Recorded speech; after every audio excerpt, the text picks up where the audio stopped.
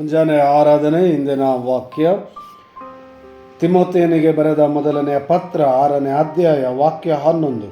ದೇವರ ಭಕ್ತನಾದ ನೀನು ಈ ಎಲ್ಲ ಕೇಡುಗಳಿಂದ ದೂರವಿರು. ದೇವರೊಡನೆ ಸತ್ಸಂಬಂಧ, ಭಕ್ತಿ, ವಿಶ್ವಾಸ, ಪ್ರೀತಿ, ಸ್ಥಿರಚಿತ್ತ ಮತ್ತು ಸಾತ್ವಿಕತೆ ಇವೇ ಮೊದಲಾದ ಸದ್ಗುಣಗಳನ್ನು ಸಂಪಾದಿಸಲು ಪ್ರಯತ್ನಿಸು. Praise the lord.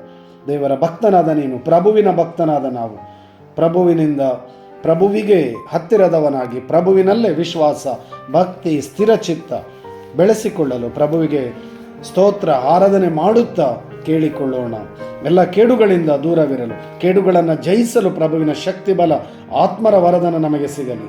ಪ್ರಭು ಯೇಸುವನ್ನು ಸ್ತುತಿಸೋಣ, ಆರಾಧಿಸೋಣ. Hallelujah, hallelujah. ಪ್ರಭು ಯೇಸು ನಿಮ್ಮ ನಾಮಕ್ಕೆ ಸ್ತುತಿ, ಸ್ತೋತ್ರ, ವಂದನೆ. ಈ ಕ್ಷಣದಲ್ಲಿ ನಿಮ್ಮ ಆತ್ಮರನ್ನು ಕಳುಹಿಸಿರಿ, ಅಭಿಷೇಕಿಸಿರಿ, ಕೇಡುಗಳಿಂದ ನಮ್ಮನ್ನು ರಕ್ಷಿಸಿರಿ. ನಮ್ಮಲ್ಲಿ ಭಕ್ತಿ, ವಿಶ್ವಾಸ, ಕೃಪೆ, ಕರುಣೆ, ಆರೋಗ್ಯ, ಸೌಖ್ಯವನ್ನು ಕರುಣಿಸಿರಿ. ಪಿತನ ಸುತನ